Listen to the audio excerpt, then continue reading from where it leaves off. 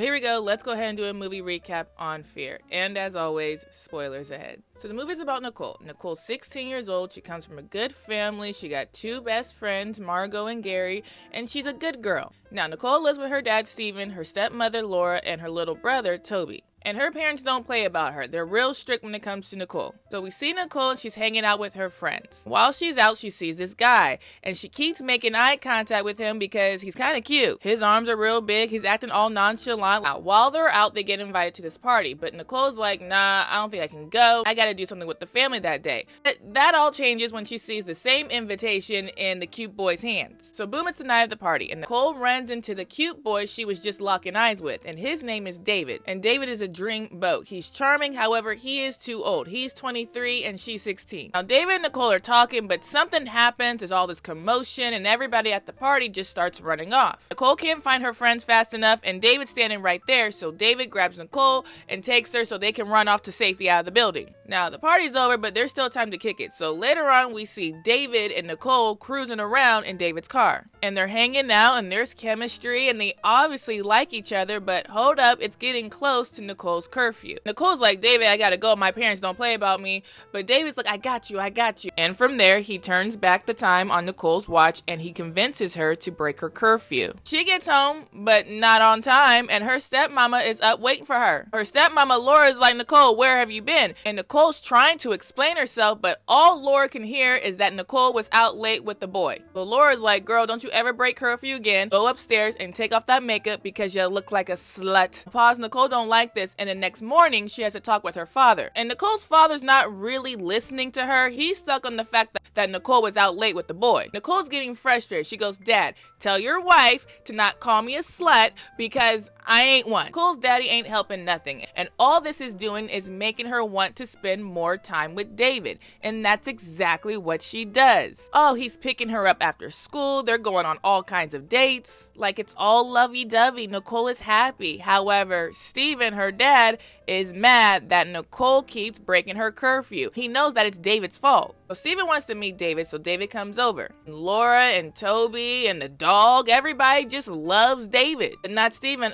So Steven has a talk with David. He goes, listen, stop breaking curfew and bring my daughter home when I tell you to bring my daughter home. David's like, I got you, sir. Absolutely. But before he leaves, he turns back the clock in Steven's office. He does this so he can once again break Nicole's curfew. Nicole is all about David, like she is in love with this boy. And Nicole wants to take it a step further. So when her parents go out of town for a trip, she takes full advantage of the fact that she got the house to herself. And she tells David, hey, come over, nobody's here. Press this code to gain access into the house. And David comes over and they get busy and Nicole's happy because that was her first timer. And afterwards, David goes, Nicole, I love you. And this whole time, David has been so loving and protective of Nicole. And that's because he's a full-on psychopath who wants full possession of Nicole. Like if he can't have her, nobody else can. And there's clear signs that their relationship is toxic, but every time David messes up and apologizes, Nicole takes him back. One day, David sees Nicole hugging Gary, her best friend, and he flips out. He starts a fight with Gary, but somehow Nicole's the one that ends up with the black eye. At this point, Steven has had enough and he confronts David. But then David starts beating on his chest and we don't know what he's doing. Later on, we see that Nicole is mad at her dad. And Steven's like, what did I do? And Nicole's like, I know what you did. I saw the bruises on David's chest. Later on, we see Nicole gets invited to a party. She doesn't want to go, but at the last minute, she changes her mind. And when she pulls up to the party, she can peep in the window that David and Margot are kind of getting too close and it looks like they got something going on. Nicole leaves when she sees Margot and David walk off alone together. However, Nicole doesn't hear that David is forcing Margot to do certain things, and from there, he sexually assaults her. Nicole goes home, she apologizes to her dad, and she goes, look, I'm done with David, you were right. The next day, when Margot's trying to explain her side of the story, Nicole doesn't believe her own best friend. Nicole cuts out Margot and David out of her life right then and there. And Margot is distraught. However, David's not having it. David threatens Margot. This is all your fault, Margot. get your best friend to take me back. At this point, he's trying to hurt anybody that's close to Nicole. David casually takes out Gary. Now, Steven has been the only one that has been trying to tell y'all that David is crazy. Steven breaks into David's house and he sees that David has a whole shrine dedicated to his daughter. And Steven's like, oh hell no, this ain't happening. And he destroys the shrine and he quickly gets out of the house. And when he comes home, David's mad that his place has been destroyed. So David's like, bet.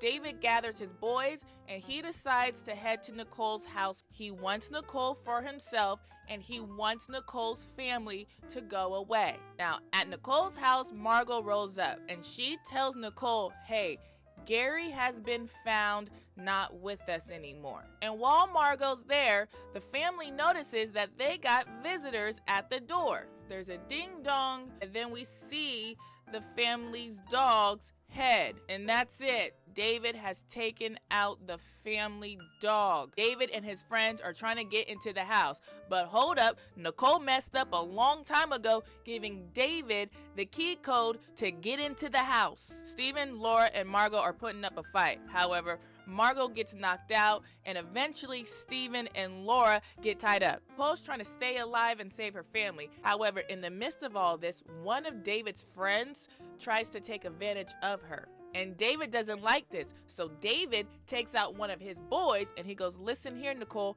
me and you are going to be together forever. But first, I got to take out your daddy. And you think all hope is lost, but nope. You forgot we got Toby. He's climbing out windows, he's snatching car keys, he's running people over. Toby did his thing and he's the reason why his parents got freed. And once Steven is free, he wants David's head. He goes right after David. They're fighting. David gets the upper hand on Steven. The movie ends with Steven and Nicole working together and Steven gets the honor of tossing David through a window. David has officially been taken out and we see the family hug one another as the police arrive.